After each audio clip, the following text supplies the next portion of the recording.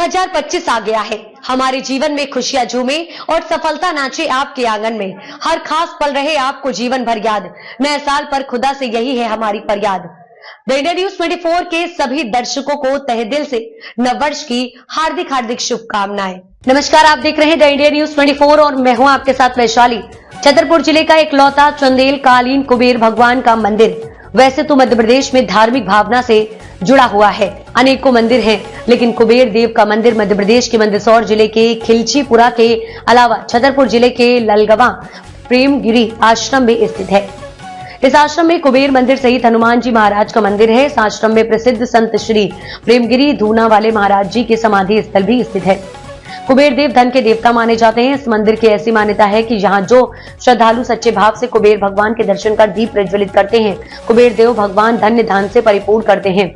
इस आश्रम में सेवादार हरगोविंद घोष का कहना है कि यह बहुत ही पुराना आश्रम है, जहाँ एक प्रसिद्ध संत प्रेमगिरी महाराज जी के द्वारा कुबेर भगवान की प्रतिमा की स्थापना करवाई गई थी। इस अंचल में उस समय के 3 प्रसिद्ध संत हुए पद्मगिरी महाराज जो मतंगेश्वर मंदिर में थे, जिनकी समाधि खजुराहो में है। दूसरे नारायण महाराज, तीसरे प्रेमगिरी महाराज जिनके समाधि इसी मंदिर में है। ये 19वीं सदी के प्रसिद्ध संत हैं। नाम आपका? मेरा नाम है श्री हरि गोविंद घोष। ये कितना पुराना मंदिर है? इसकी कोई सीमा नहीं है कब का है। मैं तो यहाँ पे सन 1986 से आ रहा हूँ। यहाँ एक संत जी रहते थे, प्रेमगिरी संत। उनकी मैं सेवा करता रहा और वो 2003 में समाधि ले गए थे। तब से मेरा आना जाना यहाँ नित्य का बना हुआ है। वो ऐसे संत थे जो आजकल कहीं बहुत दुर्लभ है, दर्शन दुर्लभ है।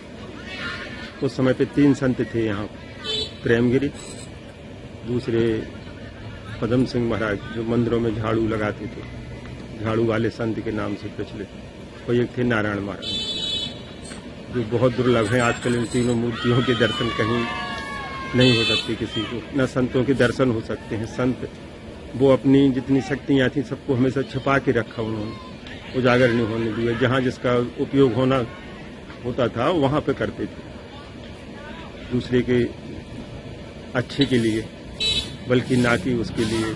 लेकिन उनको कोई समझ नहीं पाया, तो वो उन्होंने यहाँ पे बहुत दिन काट दिए, बहुत दिन व्यतीत कर दिए, लेकिन कोई समझ नहीं पाया उनको।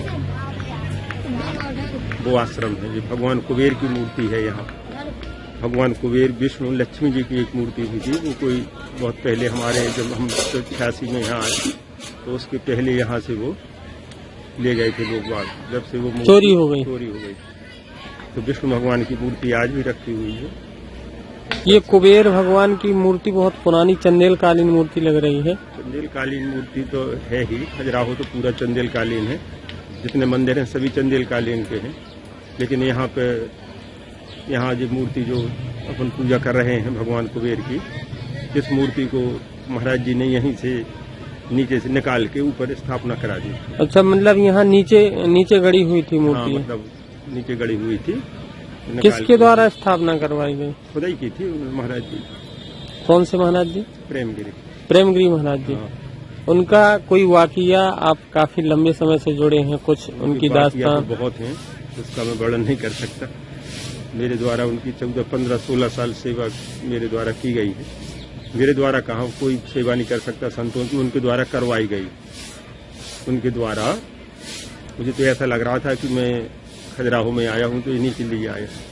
85 में मैं यहाँ आया था, 86 से संपर्क हुआ, तो 86 से लेके आज तक मैं तो ये समझता हूँ कि महाराज जी यहाँ पे हैं।